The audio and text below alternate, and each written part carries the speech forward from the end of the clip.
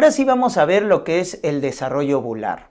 El desarrollo ovular comienza con la fecundación, que es la unión de los dos gametos, recuerden, para formar el famoso huevo o cigote, ¿ya? Esta fecundación que va a formar el huevo cigote, que es diploide, tiene 3 etapas, 3 fases, doctores, que tienen que recordarse, porque lo han preguntado. La primera etapa es cuando, miren, acá está el espermatozoide, lo pueden ver, y el espermatozoide, miren, cuando va a fecundar al ovocito, tiene que atravesar sus capas del ovocito. Entonces, la primera capa que tiene que atravesar es estas células, que son células granulosas, ¿correcto? Esa es la primera etapa, atravesar esas células granulosas. Entonces, esa etapa, ¿cómo se llama? Se llama la fase en la cual se va a atravesar la corona radiada. Esa es la primera etapa. El espermatozoide libera enzimas para atravesar la corona radiada, que son células granulosas.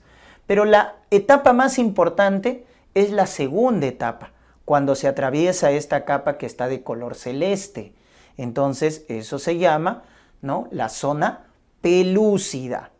¿Y por qué es importante la zona pelúcida, que es la segunda etapa, ¿no?, la segunda capa que tiene que atravesar el espermatozoide? Es porque tiene 2 reacciones que tienes que acordarte, ¿ya? La segunda fase, que es cuando atraviesa la zona pelúcida, tiene 2 reacciones, acuérdate así.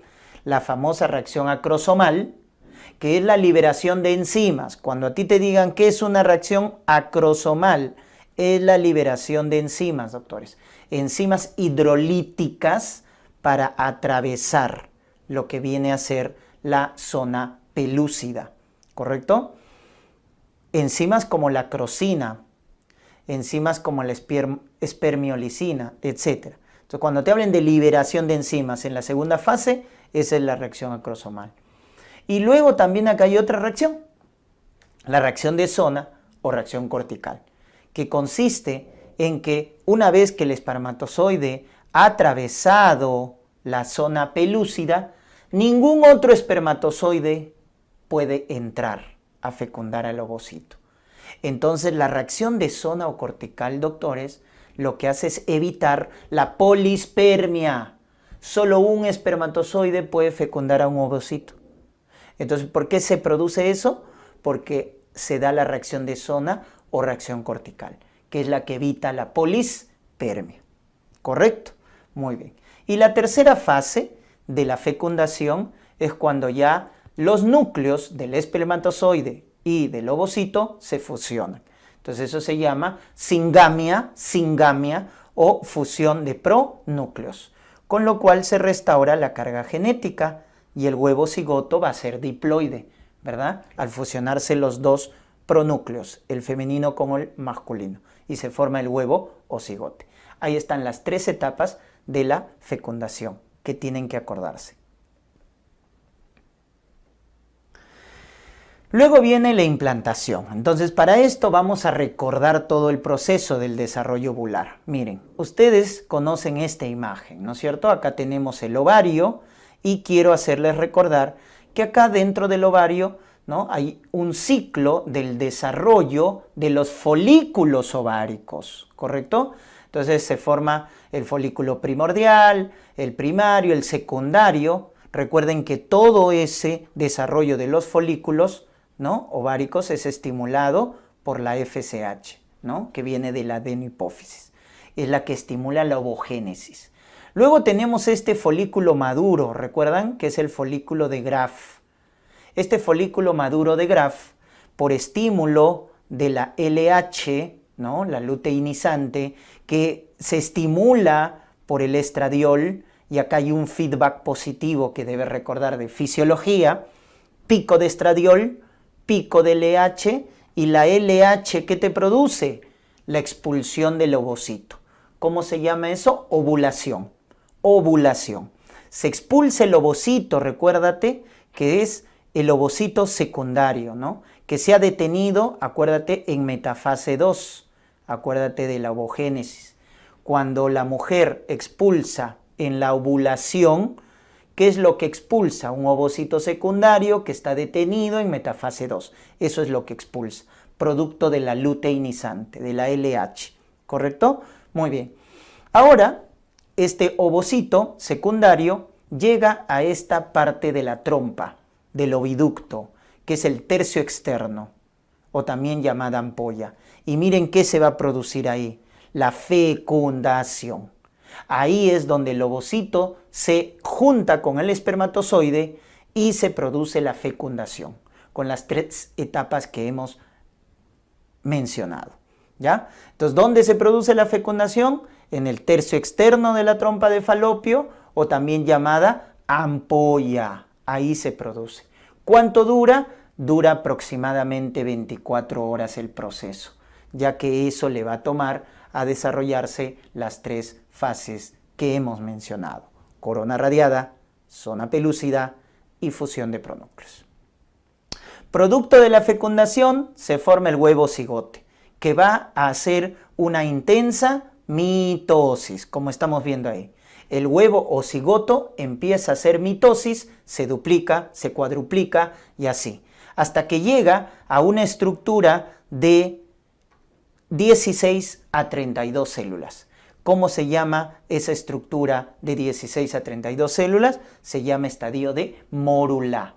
Estadio de mórula. Y miren que en ese estadio es donde ingresa al útero. ¿Correcto? En estadio de mórula. Ahí, ¿cuánto ha pasado? Más o menos ha pasado 3 a 4 días post-fecundación, ¿correcto? Siempre la referencia es la fecundación. Entonces, a los 3-4 días post-fecundación, el estadio de mórula, ¿no?, ingresa al útero. Pero sigue, ¿no es cierto?, diferenciándose este estadio, porque el tercer estadio, ¿no?, viene a ser el estadio de blastocisto. ¿Y por qué es muy importante el estadio de blastocisto? Porque en ese estadio es donde se produce la implantación. Pregunta de examen: ¿en qué estadio se implanta? En estadio de blastocisto. A los 6 a 7 días post-fecundación.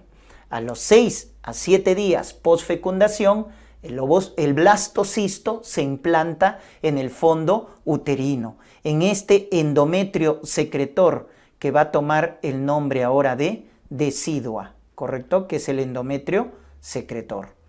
¿Estamos? Ya está. Entonces ahí se implanta en el fondo uterino, ¿ya? Muy bien. Y a partir de ahí, recuerden que se va a implantar, a anidar y empieza a formarse la estructura del trofoblasto y luego ya va a dar desarrollo a diferentes estructuras, como vamos a ver. Entonces, aquí está, miren, en una visión macroscópica, el blastocisto, ¿no?, que se implanta en el endometrio que está en la parte superior, ¿ya? Entonces este es el endometrio, ¿no es cierto? Y miren cómo las células del blastocisto son las que van a ir invadiendo al endometrio secretor, que se va a conocer con el nombre de decidua, ¿correcto?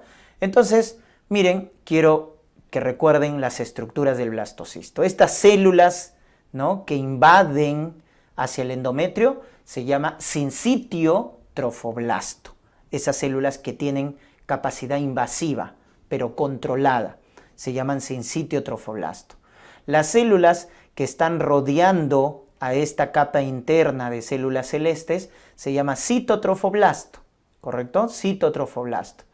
Y esta masa celular interna se llama embrioblasto. Entonces acá, ¿qué les quiero decir? Que esa estructura del blastocisto que se implanta, ¿no?, está formado por una masa celular interna que se llama embrioblasto, que lo están viendo de color celeste, y que va a dar origen al embrión. Y otra masa celular externa, que es el trofoblasto. El trofoblasto tiene 2 divisiones, unas células ordenadas, bien diferenciadas, que se llaman el citotrofoblasto, y otras células que tienen capacidad invasiva, no se delimitan, su capacidad invasiva es controlada y van invadiendo al endometrio, que se llama el sincitio trofoblasto. Y justamente esta estructura es la que va a producir la famosa HCG, ¿no? La subunidad beta del HCG, que es la que va a dar diagnóstico precoz al embarazo. Debemos recordarlo de esa manera, ¿correcto? Muy bien.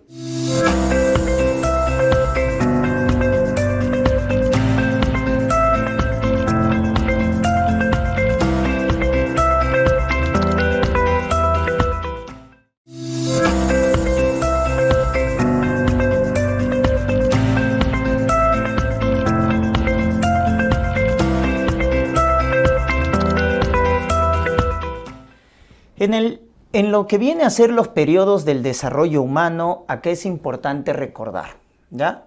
Se va a dividir el desarrollo humano en 3 etapas. La primera etapa, que se conoce con el nombre de periodo preembrionario, las 3 primeras semanas. La segunda etapa, que viene a ser el periodo embrionario, de la 3ª a la 8ª semana. Y el último, que es de la 8ª a la semana 38, que es el periodo fetal. Acuérdense esa clasificación, ¿ya?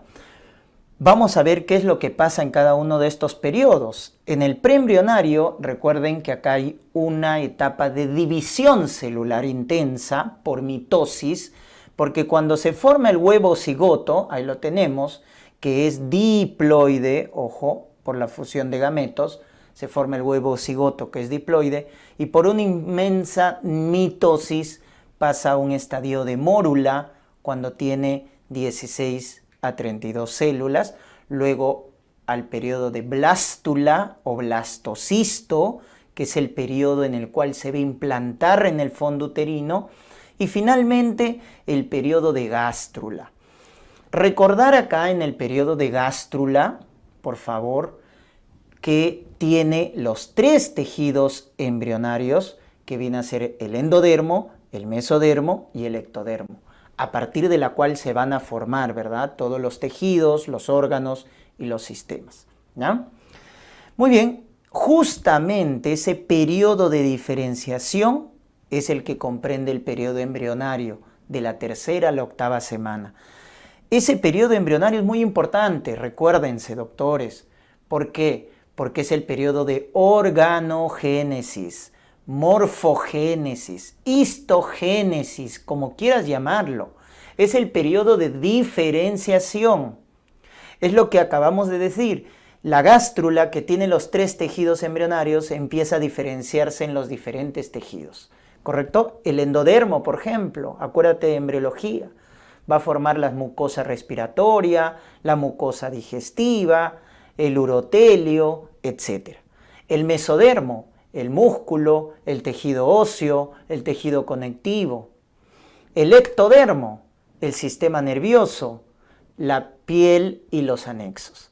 Entonces mira cómo en el periodo de gástrula, a partir de esos tejidos embrionarios, se van a producir la diferenciación. Entonces ese periodo de diferenciación, llamado organogénesis, morfogénesis, es el periodo embrionario. Recuérdate, de la 3ª a la 8ª semana. Y finalmente tenemos el periodo fetal. El periodo fetal es el periodo de crecimiento, el periodo de maduración. Entonces el bebito empieza a ganar, primero gana talla y lo último que gana es peso, ¿correcto? Primero la talla y luego el peso. Ese es el orden en el crecimiento fetal, ¿no?, que es el periodo de maduración.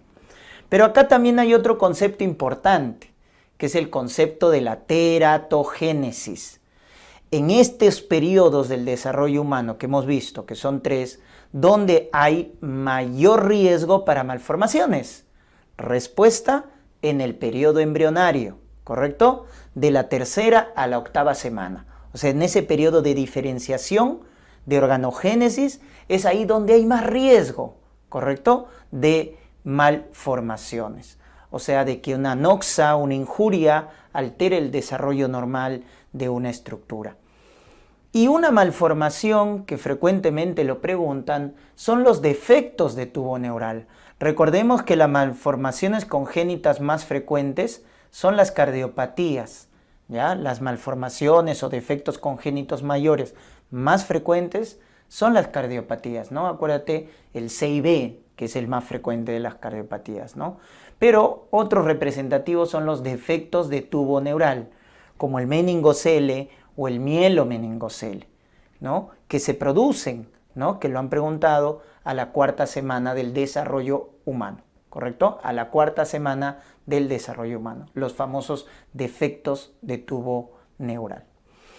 También es importante recordar que estas alteraciones en el desarrollo de las estructuras depende del momento en el que se produce la alteración. Entonces, miren, si nos enfocamos en el periodo embrionario, como ahí está, si se afecta al inicio del periodo embrionario, cuando se está formando la estructura, entonces a esa anomalía congénita le vamos a llamar malformación, ¿correcto? Malformación porque se ha producido la alteración al inicio de su formación. Ejemplo de malformaciones congénitas menores, la polidactilia. Mayores, las cardiopatías congénitas, los defectos de tubo neural, etc. Luego, si se producen durante el proceso, ahí está, durante el proceso se llama disrupción, ¿correcto? Durante el proceso del desarrollo del órgano, del tejido. Ahí el ejemplo clásico, recuérdense, de disrupción es bridas amnióticas.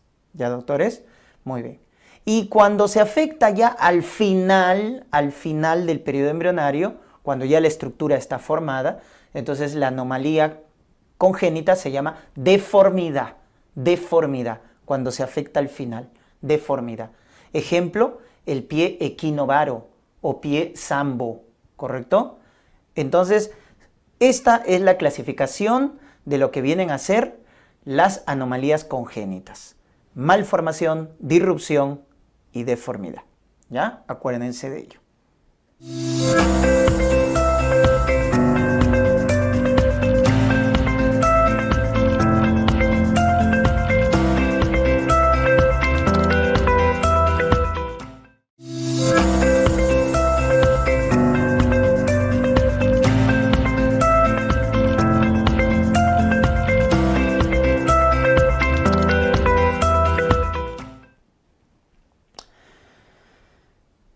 Anexos fetales.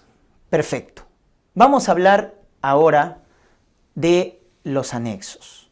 Entonces, tenemos acá lo que es alantoides. Miren, de este gráfico, lo que quiero que recuerden es que tenemos por acá una estructura, ¿no?, que es anexa al cordón umbilical, que se llama alantoides. ¿Cuál es la importancia del alantoides? En realidad es un vestigio. No tiene mayor función como tal. Y su persistencia, ojo, te pueden preguntar eso, forma el famoso uraco, la persistencia del alantoides, ¿ya? Forma el uraco. Luego tenemos el saco vitelino, ahí está, el saco vitelino, ¿correcto? Acá lapsus, el saco vitelino.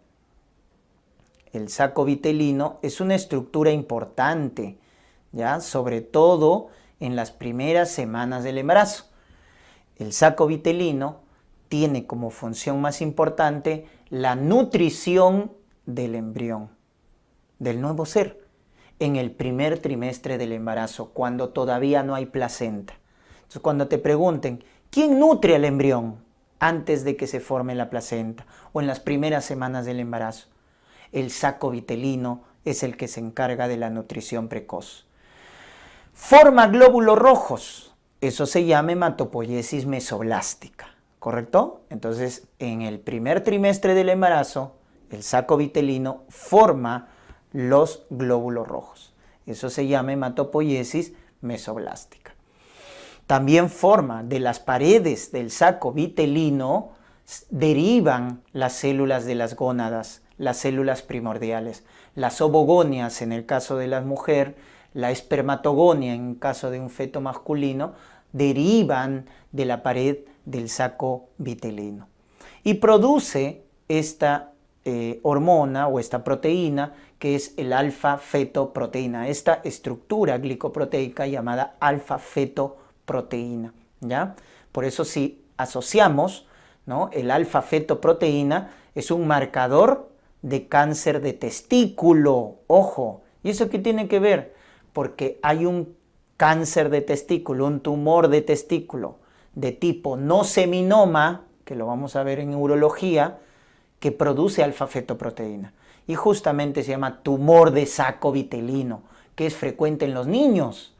¿Ya? Entonces acuérdate ahí, el cáncer de testículo, no seminoma, tumor de saco vitelino, produce alfa-fetoproteína, que es su marcador tumoral. También acuérdate que es el marcador tumoral para el cáncer de hígado, hepatocarcinoma, ¿verdad? Hepatocarcinoma. Y también vamos a ver que tiene importancia en lo que viene a ser el tamizaje de cromosomopatías, como vamos a ver más adelante.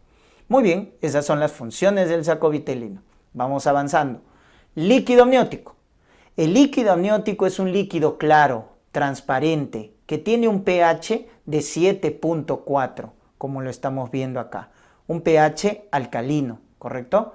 Cuyo volumen a término, en un embarazo a término, es aproximadamente de 1 litro, ¿ya? De 1 litro. Muy bien. Decimos que el líquido amniótico en las primeras 20 semanas del embarazo tiene origen materno, porque es un ultrafiltrado del plasma de la madre. Es un trasudado del plasma materno. Entonces en las primeras semanas tiene origen materno. Pero pasadas las 20 semanas del embarazo, doctores, tiene origen fetal. ¿Qué es el líquido amniótico? Es la orina del feto. Es la orina del feto. Entonces, ese es el origen, miren, del líquido amniótico, ¿no? Diferente de acuerdo a la edad gestacional. Y el principal mecanismo de excreción, doctores, el líquido amniótico, una vez que se produce, lo que hace el bebito es deglutirlo. Y de esa manera lo elimina, deglute. Entonces, mira el circuito, el bebito orina, deglute. Orina, deglute. Ese es el circuito que hace el líquido amniótico. Tiene múltiples funciones el líquido amniótico. Es termorreguladora, favorece el desarrollo de los pulmones. Por eso el oligohidramnios precoz se asocia a hipoplasia pulmonar. Cuando hay poco líquido amniótico a edades muy tempranas del embarazo, eso se asocia a hipoplasia pulmonar. Entonces, es termorreguladora, favorece el desarrollo de los pulmones, tiene efecto microbicida, ¿correcto? Favorece el desarrollo psicomotor también, el desarrollo motor del bebito, ¿ya? Muy bien. Y es amortiguadora, ¿no? Porque obviamente permite que el bebito esté flotando. Muy bien. Luego tenemos el cordón umbilical.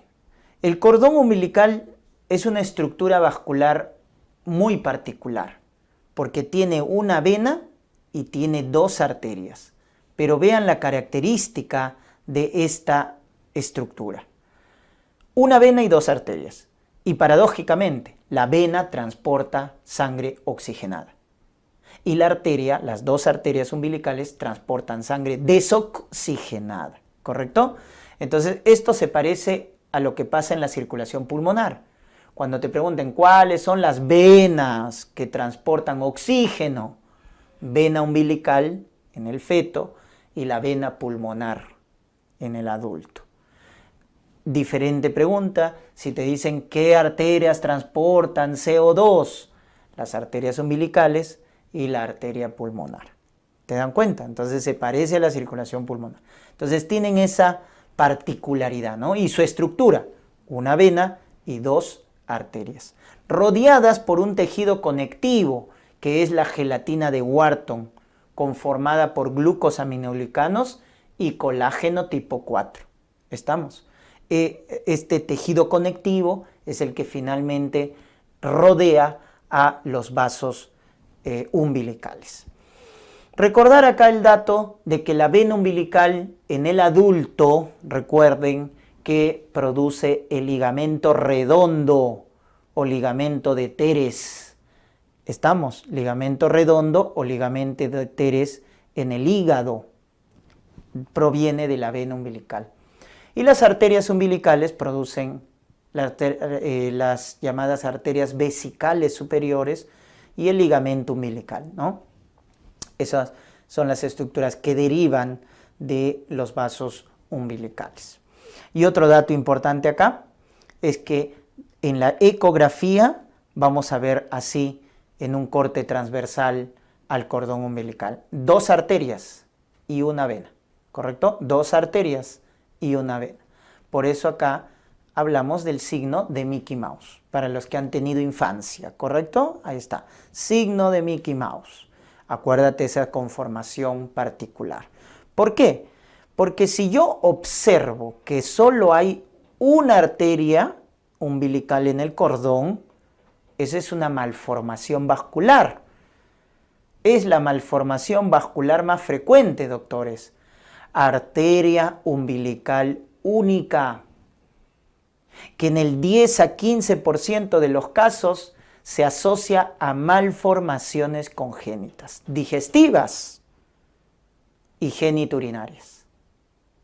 Entonces eso hay que tenerlo en cuenta. Si yo en el cordón umbilical observo solo una arteria, hay que buscar malformaciones. Por eso al recién nacido que le solicitamos ecografía abdominal, ¿correcto? Al recién nacido le vamos a solicitar ecografía abdominal, ¿no? Abdominal al recién nacido, ¿correcto? Para descartar justamente esas malformaciones congénitas. Muy bien, ese es el principio que deben recordar, ¿no? Entonces acá podemos poner como ejemplo la famosa secuencia de Potter, que es lo que deben tal vez asociarlo. ¿En qué consiste la secuencia de Potter? La secuencia de Potter consiste en que el feto tiene agenesia renal. ¿Esa agenesia renal con qué se relaciona? Ahí está, pues, malformaciones genitourinarias con arteria umbilical única. ¿Y qué va a producir esa agenesia renal? Como no hay riñón, no hay buena producción de orina. Y si no hay buena producción de orina, ¿qué pasa con el líquido? Disminuye. Entonces, agenesia renal, arteria umbilical única, ¿qué produce? Oligohidramnios. Y el oligohidramnios, ¿qué produce? Malformaciones faciales e hipoplasia pulmonar. Entonces, a eso se conoce con el nombre de secuencia de Potter. Agenesia renal, que se asocia a arteria umbilical única, produce oligohidramnios, y el oligohidramnios, que produce hipoplasia pulmonar y malformaciones faciales. Esa es la famosa secuencia de Potter. Pero el anexo fetal más importante es la placenta, doctores, ¿ya? Cuando les pregunten sobre la placenta, decimos que tiene un origen feto-materno. La parte la parte materna de la placenta se llama decidua basal y la parte fetal se llama corion frondoso. ¿Correcto? Entonces, porque hay diferentes tipos de decidua, parietal, capsular y basal. Pero de la basal es donde se origina la placenta. Y el corion también.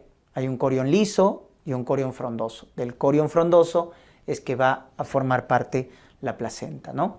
También se dice que deriva del trofoblasto en sí, la placenta, del trofoblasto, ¿no? Porque si ustedes recuerdan del blastocisto, del embrioblasto deriva el embrión y del trofoblasto deriva la placenta, ¿correcto? Muy bien. La placenta finalmente va a tener un remodelado vascular, que es importante que lo recuerden. ¿Estamos? Ese remodelado vascular se produce en las llamadas oleadas de placentación. ¿En qué consisten esas oleadas de placentación? Si vemos por acá, tenemos acá las arterias espirales, ¿verdad? Ahí están las arterias espirales, que son las ramas finales de la arteria uterina. Acuérdense, ramas finales de la arteria uterina, ¿ya? Y en la parte superior tenemos a las células del trofoblasto. Vamos a verlo. Ahí está, de color celeste, miren, acá. Las células del trofoblasto. Ahí está, ¿ya? Y esta parte superior es el endometrio y esta parte inferior es el miometrio, ¿no? Y acá están las arterias espirales. Entonces, miren, estas células del trofoblasto, que se han formado producto de la implantación, ¿qué es lo que van a hacer? Van a empezar a invadir a la capa de las arterias espirales. Entonces miren el proceso, quiero que se enfoquen en el proceso, miren. Esas células del citotrofoblasto van a empezar a invadir, ahí está, miren, empezó la invasión. Invaden la capa muscular de la arteria espiral. Entonces lo que hacen es que la arteria espiral pierda capa muscular. Entonces, ese proceso de invasión de las células del trofoblasto va aumentando.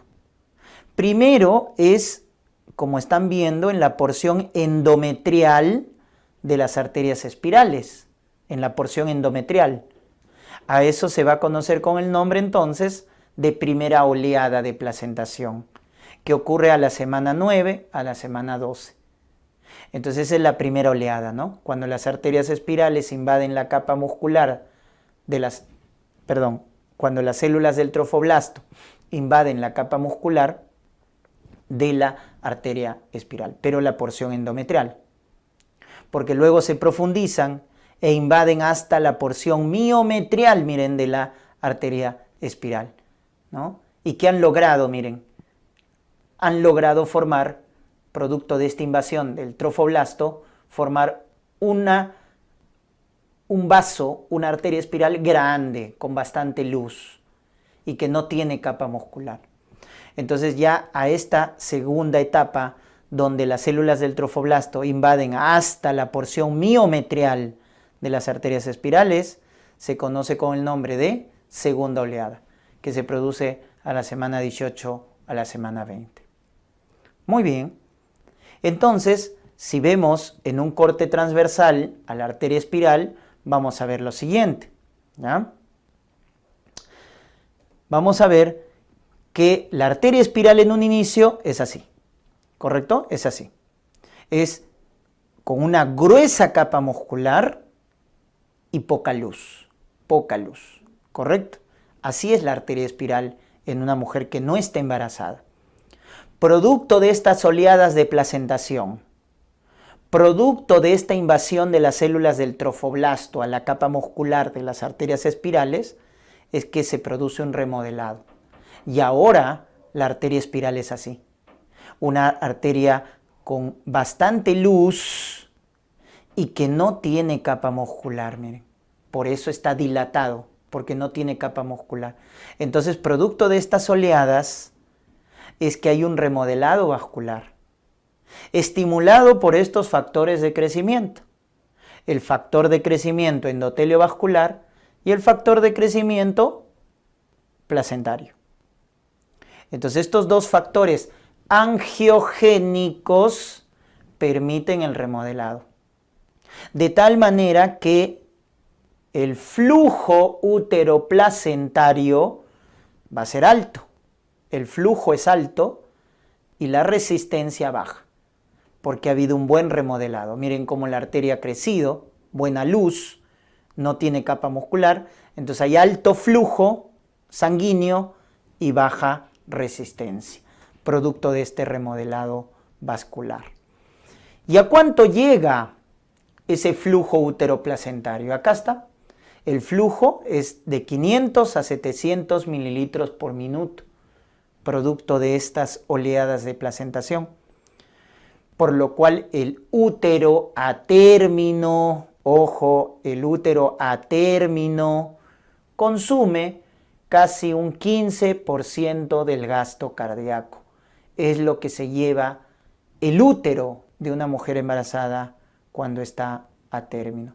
15% del gasto cardíaco, debido a todo este proceso de remodelación vascular y aseguramiento de un buen flujo útero-placentario. Muy bien. La unidad microscópica de la placenta se llama vellosidad corial, porque la unidad macroscópica se llama cotiledón, ¿ya? Entonces son las unidades funcionales. La microscópica se llama vellosidad corial y la macroscópica se llama cotiledón.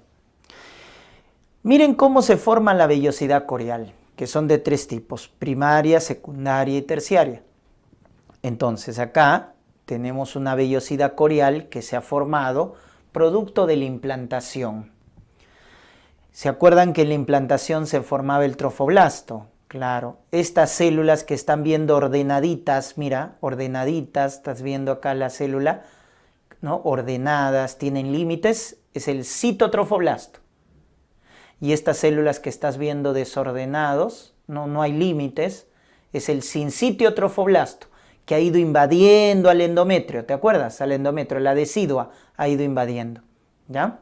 Entonces esta vellosidad primaria está formado simplemente por esto, las células del sincitio y del citotrofoblasto. Ahí está, las células desorganizadas son el sincitiotrofoblasto y las que están organizadas es el citotrofoblasto.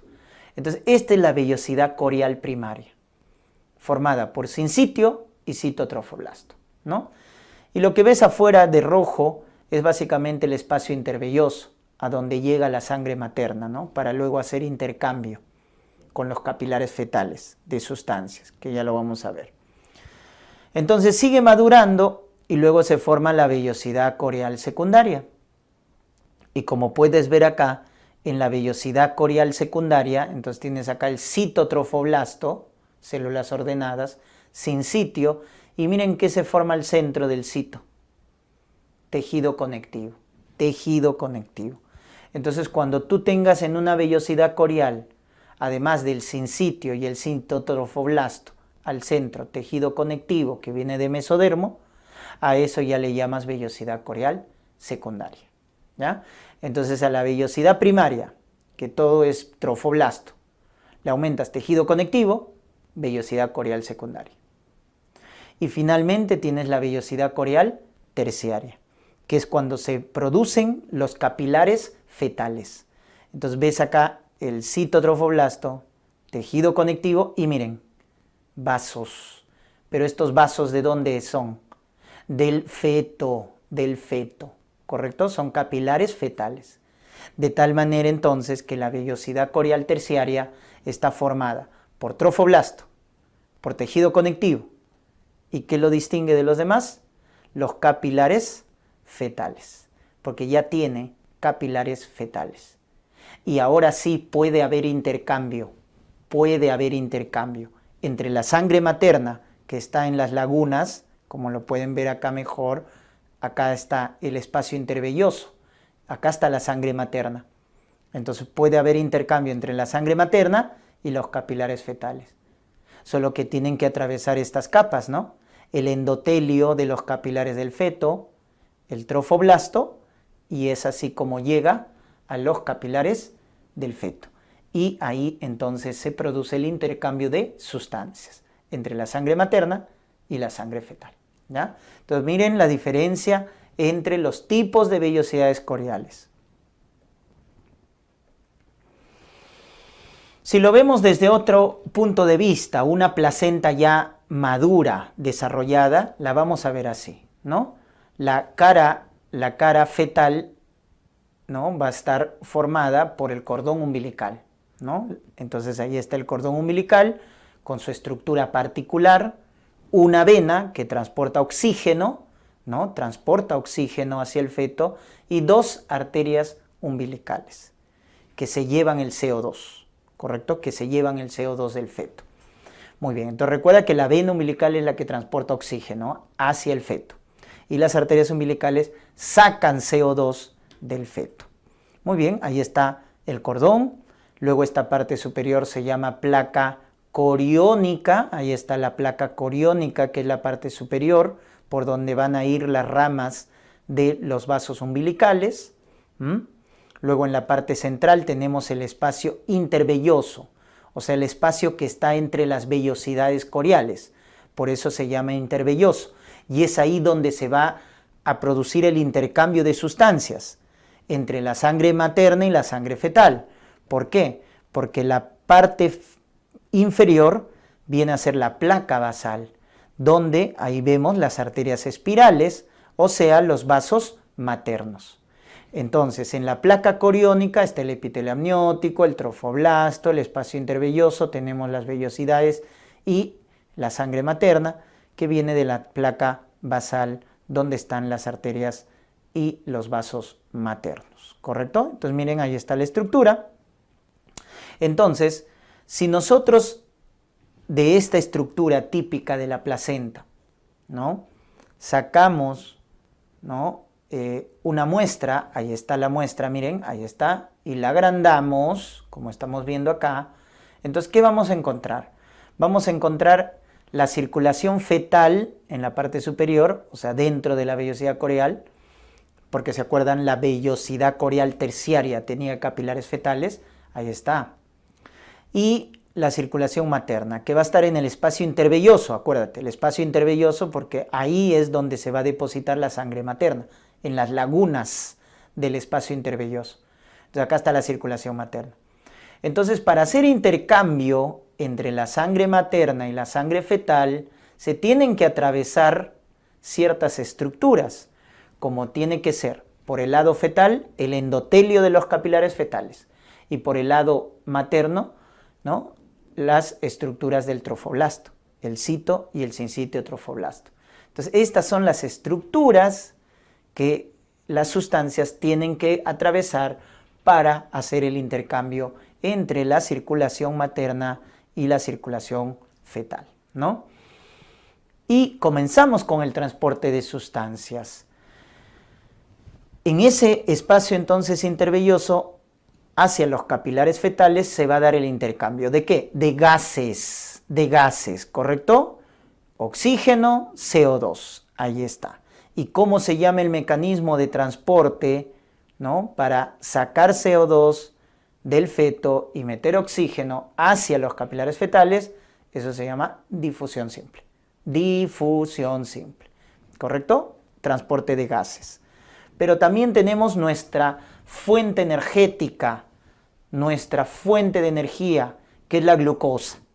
Y la glucosa se intercambia por difusión facilitada, porque utiliza transportadores, que son los famosos GLUT.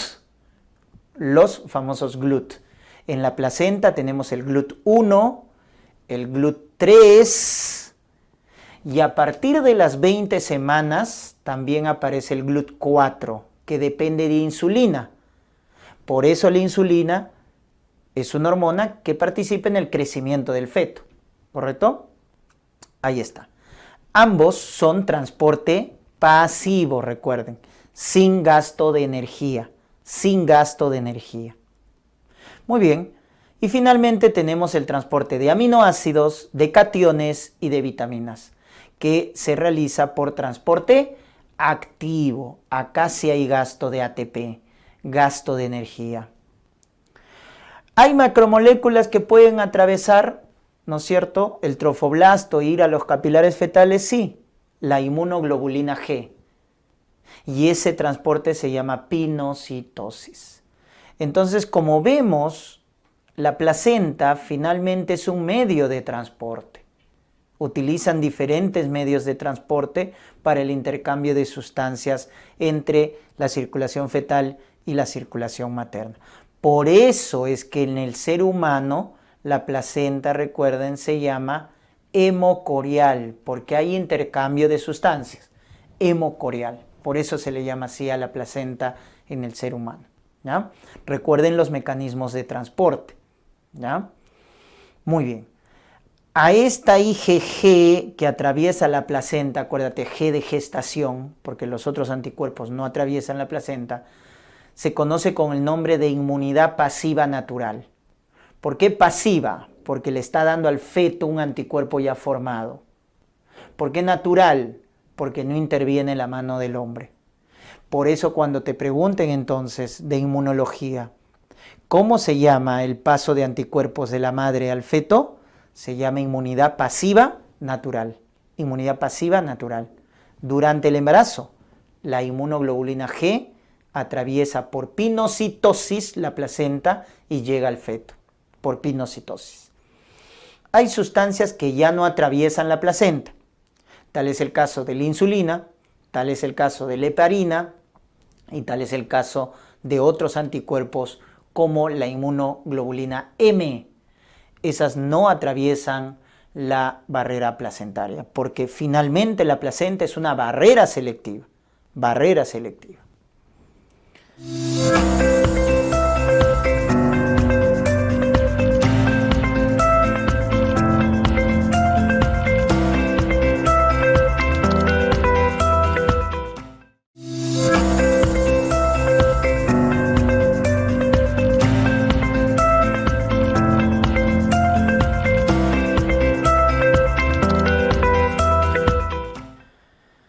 Vamos con el concepto de hormonas, hormonas en el embarazo. Si hacemos un cuadro, ¿no es cierto? Y ahí ponemos acá las semanas del embarazo, ¿no? Vamos a ver que en las primeras semanas del embarazo, la hormona que va a alcanzar un pico de secreción alto, a las 8, 10 semanas, miren, alcanza su pico máximo de secreción, o sea, en el primer trimestre, 8 o 10 semanas, es la famosa HCG, la gonadotropina coriónica humana. Esta hormona, recuerden que tiene dos subunidades, la alfa y la beta. La alfa tiene homología bioquímica, doctores. En cambio, la beta es la específica. Con la beta vas a hacer diagnóstico del embarazo, porque es la subunidad específica. En cambio, la subunidad alfa es compartida con estas hormonas, TSH, la hormona estimulante tiroides, LH y FSH. Entonces, estas hormonas, TSH, LH, FSH y la HCG, comparten la subunidad alfa. Hay homología bioquímica.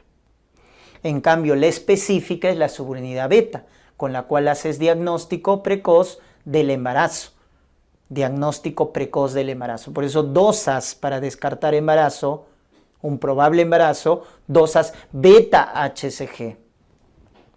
Recuerda que la HCG es producida por el sincitio trofoblasto en la implantación. ¿Te acuerdas? En la implantación del blastocisto se empieza a formar el sincitio trofoblasto y esta estructura es la que produce la HCG. Y normalmente duplica su valor cada 48 horas. Ese concepto deben recordar. Cada 48 horas el valor del HCG se duplica, hasta que llega a su pico máximo, como están viendo, entre las 8 a 10 semanas. Llega o alcanza su pico máximo. ¿Qué les pueden preguntar de acá? ¿Desde cuándo puedo dosar beta-HCG para hacer diagnóstico precoz del embarazo? Entonces, para hacer diagnóstico precoz del embarazo, entonces podemos dosar de la siguiente manera la beta-HCG. Con respecto a la ovulación, 8 o 9 días posovulación, puedo dosar beta-HCG. Con respecto a la fecundación, 6 a 7 días posterior a la fecundación, puedo dosar beta-HCG para el diagnóstico precoz del embarazo. Y si es con respecto a la fecha de última regla, la beta-HCG se dosa a las 3 semanas en sangre o a las 5 semanas o en orina. Entonces, ¿en qué momento doso beta-HCG? Depende de cuál es tu punto de partida. Si es con respecto a la ovulación, a los 8 o 9 días. Si es con respecto a la fecundación, 6 a 7 días. Si es con respecto a la fecha de última regla, a las 3 semanas en sangre o a las 5 semanas en orina. ¿Estamos? Si es con respecto a la implantación, ¿te acuerdas? 24 horas. Se implanta y a las 24 horas ya está produciendo HCG. Entonces todo depende de qué momento te estén preguntando para dosar la beta-HCG. ¿Y cuál es la función de esta hormona? La función se llama luteotrófica. ¿Qué quiere decir? Que mantiene funcional al cuerpo lúteo las primeras semanas del embarazo para producir progesterona. Porque normalmente cuando una mujer, recuerden, no queda embarazada, el cuerpo lúteo involuciona. Pero cuando la mujer queda embarazada, el cuerpo lúteo se mantiene funcional las primeras semanas para producir progesterona, que es la hormona más importante del embarazo. Entonces, ¿Quién mantiene funcional al cuerpo lúteo para producir progesterona en las primeras semanas? La HCG. Eso se llama función luteotrófica.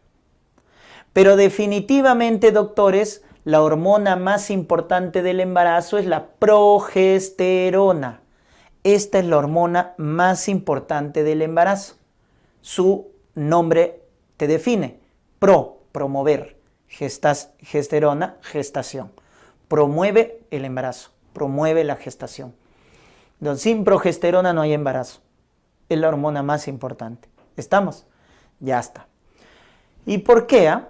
Recordemos de un momento previo la producción. Ojo, antes de las 12 semanas, la progesterona es producida por el cuerpo lúteo. Ya sabes que el cuerpo lúteo se mantiene funcional por la HCG.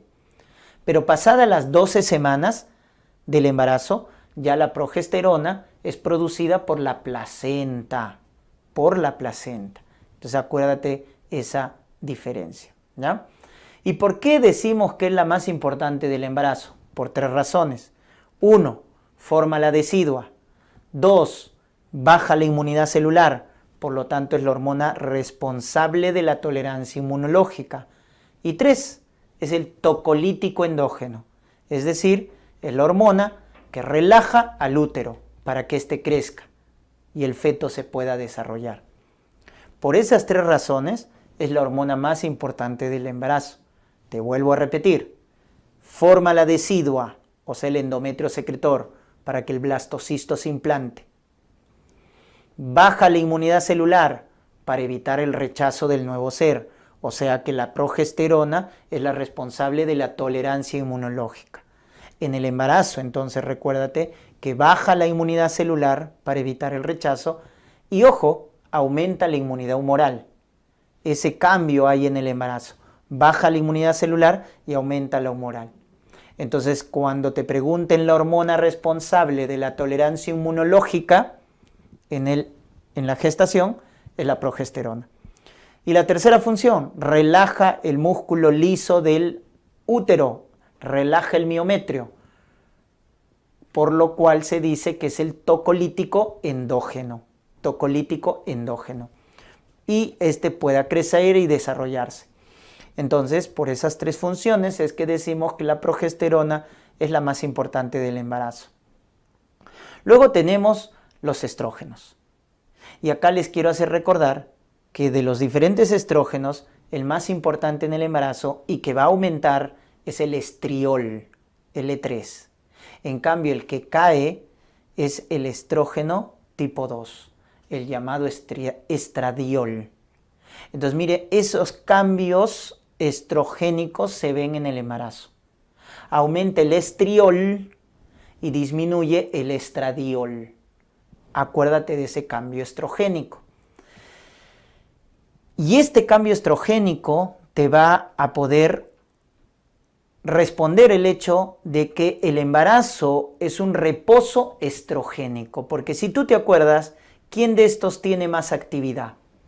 Recuerden que si comparamos actividad estrogénica, potencia, si quieres llamarlo, el E2 es más potente que el E3, funcionalmente hablando.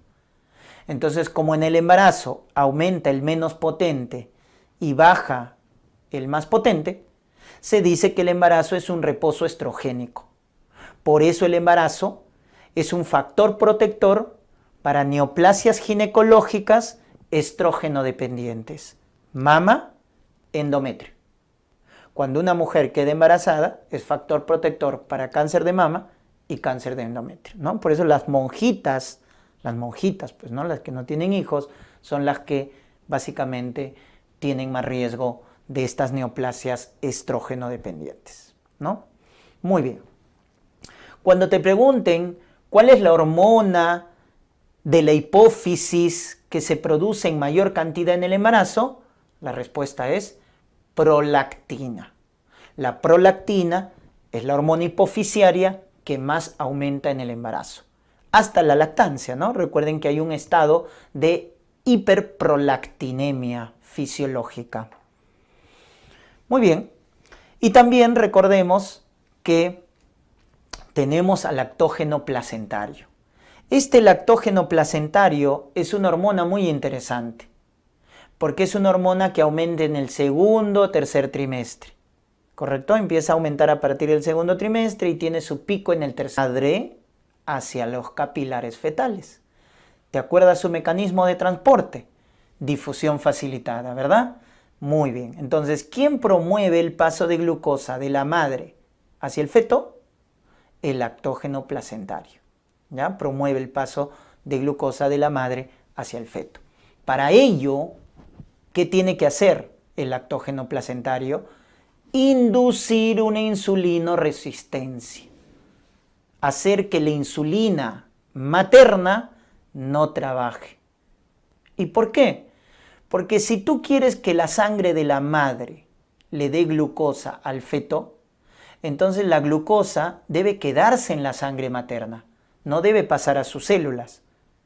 ¿Quién hace eso?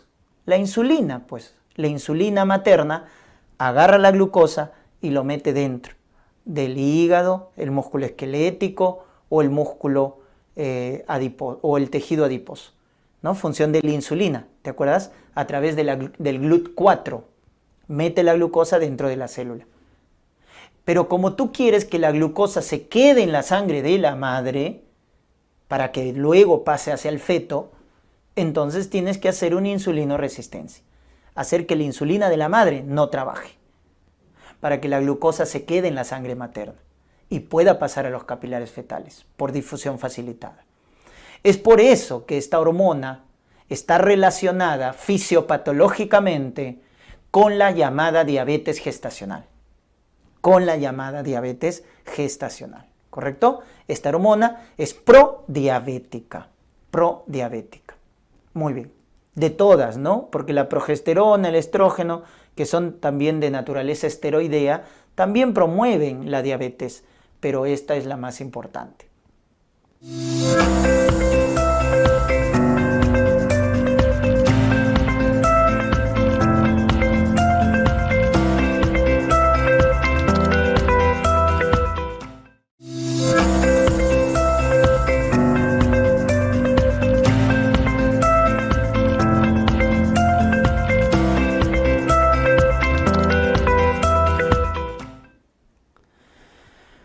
Vayamos con los cambios fisiológicos en el embarazo, lo cual es muy preguntado en los exámenes. Recordemos los cambios locales, como pueden ser el agrandamiento del útero. El agrandamiento del útero, ¿no?, comienza acá. El útero llega a la parte superior de la sínfisis púbica. Cuando llega a la parte superior el útero, a la parte superior de la sínfisis púbica, más o menos se correlaciona con 8 a 9 semanas de embarazo. Cuando ya es extrapélvico, es decir, el útero sobrepasa la sínfisis, no se queda en el borde superior, sino lo sobrepasa, está por encima de la sínfisis, se vuelve extrapélvico, eso se correlaciona con 12 semanas de embarazo. Y cuando el útero alcanza el ombligo, es aproximadamente a las 20 semanas del embarazo y alcanza su máxima expresión llegando a la apófisis sifoides del esternón o reborde costal a las 36 semanas. Entonces, el agrandamiento del útero, hay que recordarlo, es muy importante. Sobre todo crece por hipertrofia, más que por hiperplasia, o sea, por aumento de volumen celular. Cuando crece el útero, gira un poco hacia la derecha. Hay una dextrorrotación, gira a la derecha, ¿correcto? Y a partir de las 20 semanas, el útero, que ya ha alcanzado al ombligo, empieza a comprimir. ¿Qué cosa? La aorta y la vena cava inferior. Al comprimir la aorta puede generar ortostatismo, hipotensión ortostática. Al comprimir la vena cava inferior, doctores, disminuye el retorno venoso, con lo cual genera edemas, que hasta cierto punto son fisiológicos en el embarazo. El edema de pie, el edema de piernas es fisiológico porque a partir de las 20 semanas el útero comprime la vena cava inferior, ¿correcto? Recuérdense de ese detalle. Y entre las 20 y 34 semanas, ojo que hay una correlación entre la altura uterina y la edad gestacional. Es decir, si la madre tiene 26 semanas, se correlaciona con 26 centímetros de altura uterina. Hay esa buena correlación. Recordemos los cambios genitales en el embarazo. ¿Cuáles son aquellos cambios genitales que tienen epónimo? Te preguntan, ¿no? El signo de Chadwick, esa coloración violácea azulada en las paredes vaginales se llama signo de Chadwick, coloración violácea, cianótica de las paredes vaginales. Es un signo precoz, ¿no?, del embarazo. El cuello se torna blando, el cuello uterino, cervix, se torna blando. Eso se llama signo de Godel, cuello blando. El útero también se torna blando. Eso se llama signo de Egar, útero blando. Luego tienes la fácil flexión del cuerpo sobre el cuello del útero. Esa fácil flexión del cuerpo sobre el cuello se llama signo de McDonald. Y puedes palpar los fondos de saco ocupados. Ese signo se llama noble budín, ocupación de los fondos de sacos laterales. Y también puedes tener una leucorrea fisiológica en el embarazo, producto del estímulo estrogénico. Esta leucorrea es blanquecina, pero fluida, para diferenciarlo de la leucorrea por cándida, ¿no?, que es blanca, pero grumosa. No, acá es blanca y fluida, y no tiene mal olor, ¿correcto? Entonces hay una leucorrea fisiológica en el embarazo. Entonces recordemos que estos son los llamados cambios genitales que se producen en el embarazo, ¿ya? Por ahí pueden revisar algunos cambios, ¿no?, adicionales a los que les gusta ya los datos más específicos, ¿no? Por ejemplo, el signo de Pisz-Kasek. Doctor, he escuchado que es el signo de Pisz-Kasek, es cuando el útero se torna irregular producto de la implantación. Como el blastocisto se implanta en el fondo uterino, el útero se torna irregular. Signo de Pisz-Kasek. Se palpa las arterias vaginales en el útero. Signo de Osiander. Palpación del pulso de las arterias vaginales. Signo de Osiander. Muy bien, pero los que hemos comentado son los más importantes definitivamente. Luego tenemos los cambios a nivel sistémico, a nivel cardiovascular, a nivel hematológico, a nivel nefrológico, a nivel pulmonar, a nivel del tubo digestivo y a nivel hepático. Estos cambios son a nivel sistémico. Entonces, es importante que lo recuerden, porque es súper preguntado en los exámenes, ¿ah? A nivel cardiovascular, recordar que en el embarazo aumenta la frecuencia cardíaca, 10 latidos por minuto, y aumenta el volumen sistólico, hasta un 50%.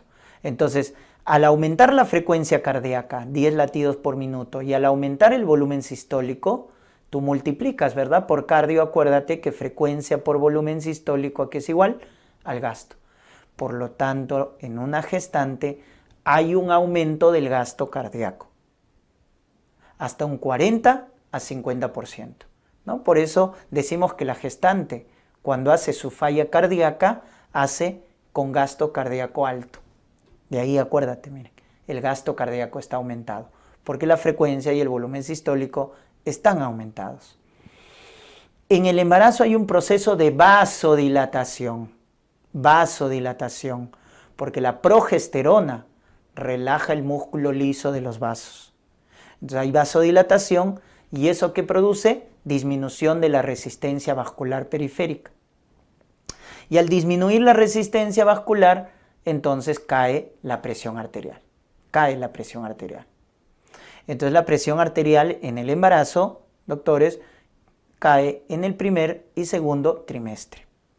En el tercer trimestre se restablece, pero en el primero y segundo cae, ¿ya? Cae la presión por esa vasodilatación y por disminución de la resistencia vascular. Es normal que haya soplo sistólico multifocal en el embarazo. Eso es por la hipervolemia, por el aumento del gasto.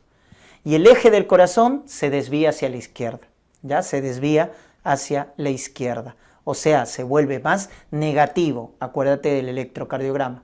¿Cuándo es desviación a la izquierda? Cuando cae entre menos 30 y menos 90, ¿verdad? Entre menos 30 y menos 90 grados en el eje cardíaco se dice desviación hacia la izquierda. A nivel hematológico, recuerden que aumenta el volumen plasmático 45%, pero también aumentan los glóbulos rojos, aumenta el volumen eritrocitario 33%. Por ende, hay una hemodilución, porque aumenta más el plasma que los glóbulos rojos. Los dos aumentan, pero más el plasma que el glóbulo rojo. Por lo tanto, finalmente hay una hemodilución fisiológica en el embarazo, por aumento del volumen plasmático. Hay una leucocitosis fisiológica en el embarazo, ¿ya? Pero no hay desviación izquierda, ojo, no hay aumento de abastonados, solo hay una leucocitosis fisiológica, que va de 9.000 a 15.000 leucocitos, aprox, de 9.000 a 15.000. Esa leucocitosis fisiológica va con neutrofilia y con linfopenia, ¿correcto? Neutrofilia, linfopenia. Pero no hay desviación izquierda, ojo, no hay aumento de abastonados. Porque cada vez que los leucocitos ya aumenten demasiado, más de 16.000, o cuando aparece desviación izquierda, ya debemos descartar infecciones.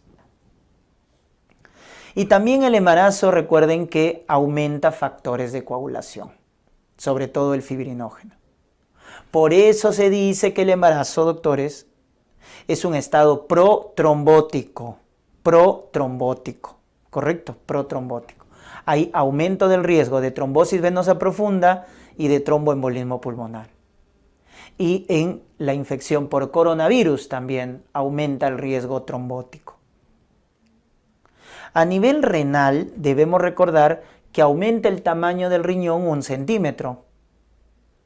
Y al aumentar el gasto cardíaco, aumenta el flujo sanguíneo renal. Eso aumenta el flujo plasmático renal y por ende aumenta la tasa de filtración glomerular. Si al riñón le llega más sangre, el riñón empieza a depurar más rápido la sangre.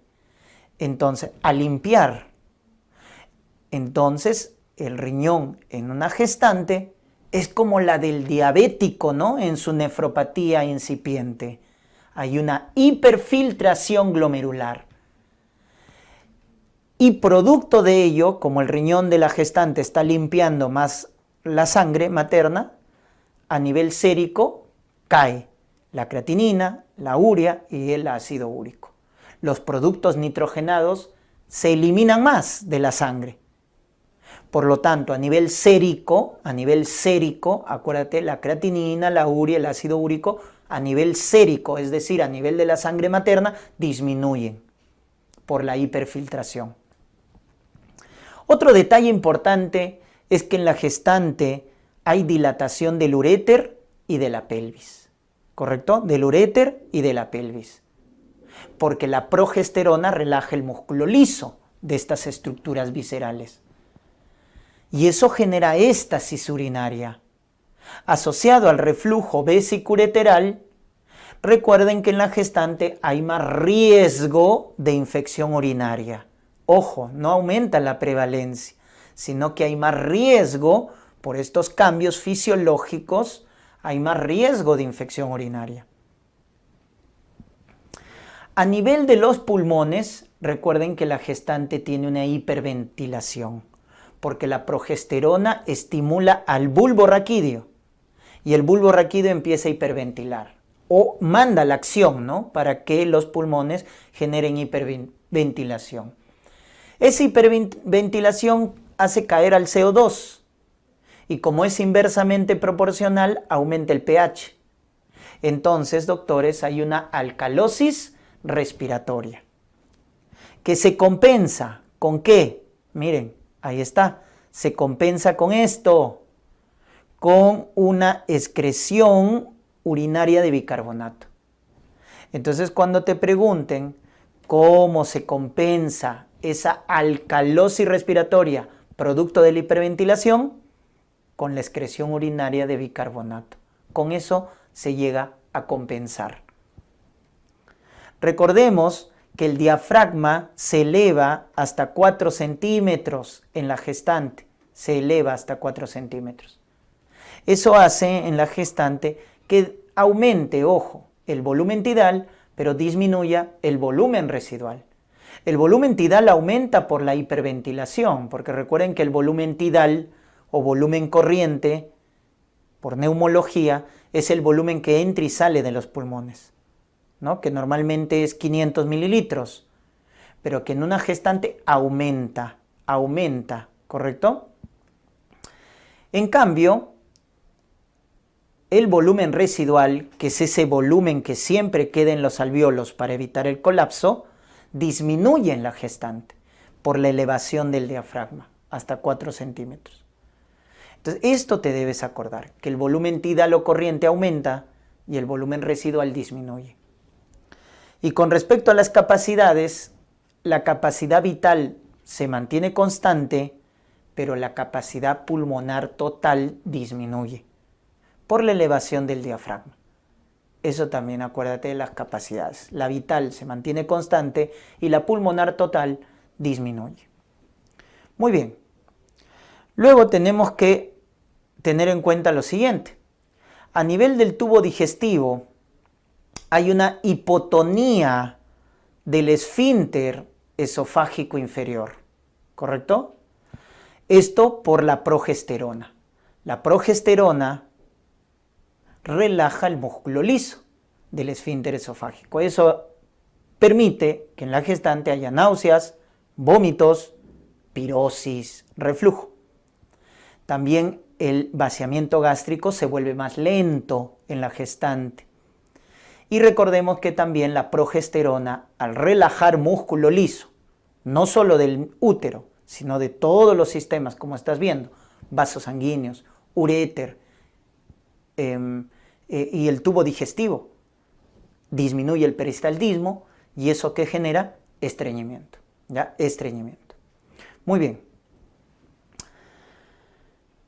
Lo que también debemos recordar a nivel de la vesícula biliar es que nuevamente la progesterona relaja músculo liso de la vesícula, generando atonía de la vesícula biliar. Es por eso que el embarazo es factor de riesgo, ¿para qué? Para colelitiasis, formación de cálculos. Entonces mira cómo la progesterona mantiene los cambios, ¿no?, en el embarazo, por la relajación del músculo liso, acuérdate. A nivel del hígado, la fosfatasa alcalina duplica su valor, la albúmina disminuye, las proteínas plasmáticas y la más importante, la albúmina, disminuye y se mantienen constantes transaminasas, bilirrubina y tiempo de protrombina. Eso debes acordarte a nivel del perfil hepático. La fosfatasa alcalina puede duplicar su valor en el embarazo de manera fisiológica. Las proteínas plasmáticas como la albúmina, que es la más importante, baja. El hígado deja de producir en el embarazo albúmina. Por eso también la presión oncótica baja. Y por eso también aparecen los edemas, ¿no? Y lo demás se mantiene constante. Transaminasas, bilirrubina y el marcador de falla hepática precoz, que es el tiempo de protrombina, se mantiene constante. Luego tenemos acá el puerperio. El puerperio, doctores, es un estado que comprende las 6 semanas del posparto o 42 días del posparto. Es un estado de involución uterina. Entonces todos los cambios que hemos visto empiezan a involucionar. El riñón regresa a su tamaño normal, de lo que había aumentado 1 centímetro, etc. La presión arterial vuelve a su normalidad, el uréter, la pelvis que se habían dilatado nuevamente vuelven a la normalidad y el útero también. Recuerden que el útero al primer día del puerperio puede llegar hasta estar por debajo del ombligo, ¿no? Y conforme van pasando los días en el posparto, el útero va a llegar a su tamaño normal. Más o menos a la semana del puerperio ya el útero va a involucionar, ¿no? Llegando a su, entre día 7, día 9, llegando a su estructura normal. Algo particular del puerperio que debemos recordar son los famosos loquios, que son esas secreciones de detritus, de células, etcétera, que se expulsan en el puerperio. En los primeros 3 días se llaman los loquios rojos o rubros, hasta las 2 semanas, serosos o serosanguinolentos, y ya entre las 2 y 6 semanas adquieren un color blanquecino, que se les llama alba, ¿correcto? Entonces esa es la secuencia de los loquios en el puerperio. Si el loquio se torna purulento, fétido, debemos descartar infecciones, endometritis puerperal. Si los loquios rojos son muy persistentes, estamos frente a una hemorragia posparto, que cuando es tardío deberíamos descartar retención de restos placentarios, ¿no? Porque las 2 complicaciones más importantes del puerperio es la hemorragia posparto y la infección, que en este caso la más frecuente en el puerperio, la endometritis.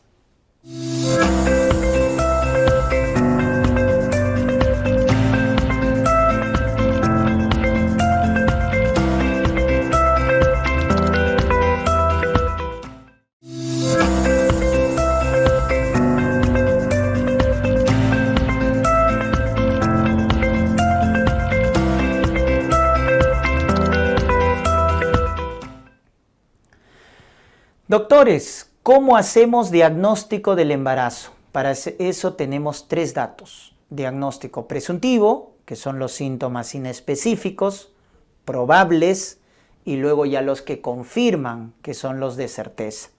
Entonces acá ustedes tienen que reconocer qué tipo de síntomas es. Presuntivo, todo lo inespecífico, por ejemplo, las náuseas y los vómitos. Poliacuria, disuria, irritabilidad, se queda dormida, somnolencia. Estos son síntomas presuntivos, ¿correcto? Y todo lo que tiene que ver en la mama y en la piel. Mastodinia, tensión mamaria, hiperplasia de las glándulas de Montgomery, que están a nivel de la areola, etc. O la línea bruna, el cloasma gravídico, las estrías, etc. Todos los cambios cutáneos, al igual que en la glándula mamaria, también están dentro de los síntomas presuntivos. Los probables son los que están en mayor cantidad, por ejemplo, la amenorrea. Recuerden, la causa de amenorrea secundaria más frecuente, embarazo. O beta-HCG positivo, test de embarazo positivo. Ojo, la beta-HCG es probable de embarazo. Pero ¿cuál es la importancia de la beta-HCG, doctores? Que te hace diagnóstico precoz del embarazo. Es probable, pero es precoz. También tenemos los cambios genitales. Cuando te hablen del signo de Chadwick, Edgar, Godel, McDonald, Noble-Boudin, que lo hemos revisado, son síntomas probables. El agrandamiento del útero también es probable. El agrandamiento del útero, peloteo, las contracciones falsas, llamadas de Braxton y Hicks, también son síntomas probables de embarazo. Contracciones falsas y los movimientos en el feto. Los movimientos fetales percibidos por la madre son probables. ¿A qué edad la mamá percibe los movimientos fetales, doctores? Multípara a partir de las 20, nulípara 22 y si es una gestante con obesidad a partir de los 24. Entonces los movimientos fetales percibidos por la mamá son síntomas probables de embarazo. y son síntomas también de bienestar fetal. En cambio, ¿quiénes confirman el embarazo? La ecografía transvaginal confirma el embarazo, doctores. Entonces, la beta-HCG hace diagnóstico precoz, pero probable, y la ecografía transvaginal te confirma. A las 4 semanas, saco gestacional. A las 4 semanas. A las 5 semanas, un embrión.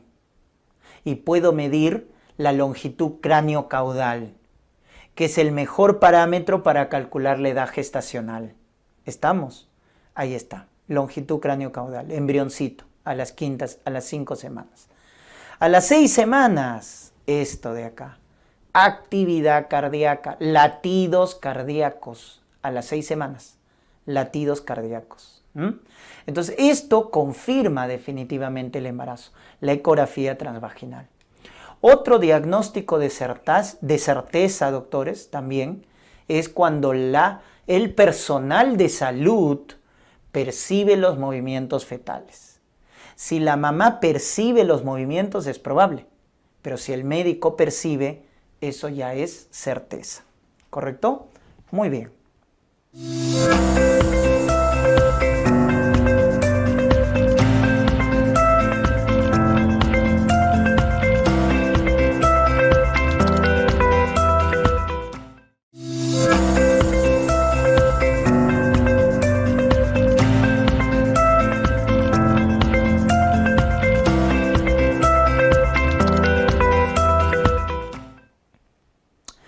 Y nutrición en el embarazo, ¿correcto? En la nutrición del embarazo hay que recordar, doctores, que los suplementos son bien preguntados. Para comenzar, una gestante debe aumentar en el segundo y tercer trimestre 300 kilocalorías al día. Porque el basal en una mujer que no está embarazada es 2.200 kilocalorías. Cuando quede embarazada, en el segundo o tercer trimestre, debe aumentar a 2.500 kilocalorías por día.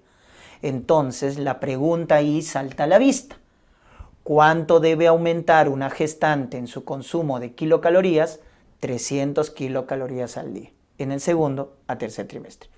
En la lactancia, debe aumentar 500 calorías por día, en la lactancia. 3 tipos de suplemento. El famoso folato, que nos previene los defectos de tubo neural, muy importante, la vitamina B9. El hierro, suplemento de hierro para evitar la anemia carencial más frecuente, que es la anemia ferropénica. Y el calcio para evitar preeclampsia en algunas poblaciones y también para evitar los déficits de calcio durante el embarazo. Muy bien, el folato, que previene o baja la incidencia de los defectos de tubo neural, lo debemos prescribir antes del embarazo, pregestacional, idealmente 3 meses antes, si una mujer planifica su embarazo.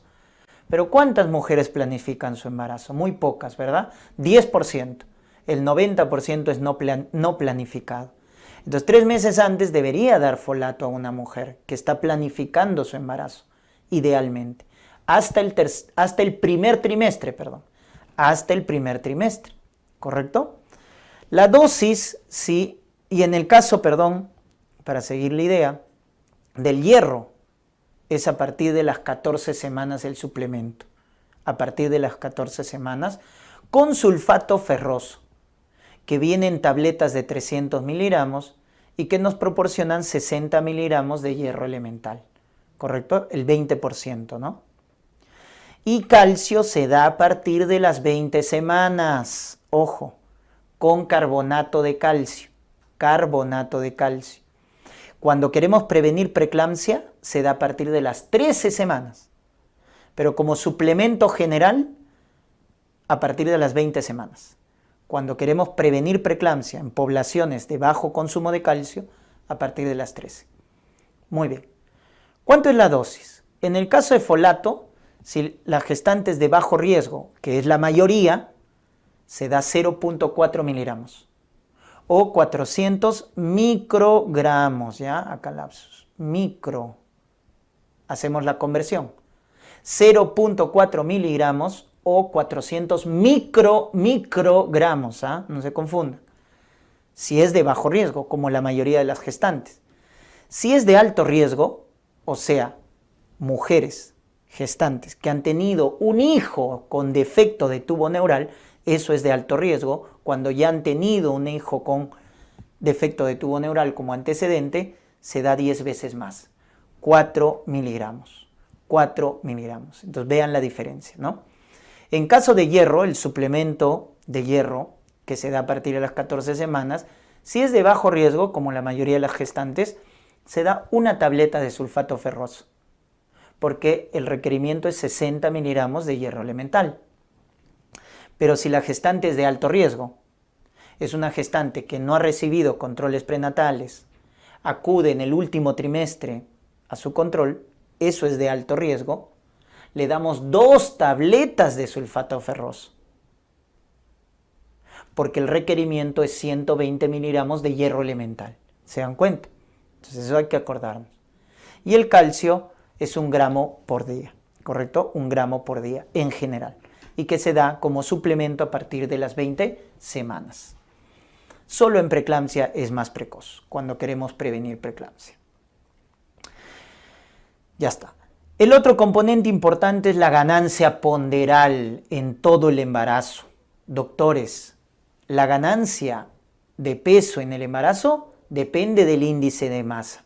Si se trata de una mujer leptosómica, si su peso es normal, si tiene sobrepeso o tiene obesidad. Entonces, si el índice de masa es leptosómica, como acá, un índice de masa menos de 18, entonces, ¿cuánto debe ganar de peso? Ahí está. Si el índice de masa, entonces, es menos de 18, debe ganar esto, de 12 a 18.2, cuando es leptosómica. Si el índice de masa es normal, ¿qué quiere decir normal? De 18 a 25, ¿verdad? La ganancia es de 11.5 a 16 kilos. Esa es la ganancia normal. Acuérdense de esto. ¿Cuánto es la ganancia de peso normal? De 11.5 a 16. Cuando el índice de masa está bien. Porque cuando es obesa, o en este caso sobrepeso, índice de masa más de 25, debe ganar entre 6.8 a 11.5. Y si tiene obesidad, índice de masa más de 30, de 5 a 9. De 5 a 9. Entonces siempre les digo que se recuerden estos dos, porque es lo que más preguntan. Cuando su índice de masa es normal, la gestante debe ganar de 11.5 a 16 kilos durante todo el embarazo. Promedio, 12 kilos. Y cuando la gestante tiene obesidad, porque la obesidad genera complicaciones en el embarazo, en el feto, macrosomía, el más importante. En la madre, preeclampsia, es lo que genera la obesidad en el embarazo y en el feto. Entonces, cuando la madre es obesa, debe ganar menos peso, de 5 a 9 kilos, promedio 7 kilos. ¿Se dan cuenta? Entonces la ganancia ponderal es inversamente proporcional al índice de masa. Si tiene más índice, debe ganar menos peso. Si tiene menos índice de masa corporal, debe ganar más peso. ¿Ya? Muy bien. Por semana, si es leptosómica, debe ganar 450 gramos, igual que un embarazo normal. Pero cuando es sobrepeso ya debe ganar menos por semana en el segundo y tercer trimestre, 270 gramos. Y cuando tiene obesidad debe ganar 230 gramos por semana. Ahí también te pueden preguntar, ¿ya?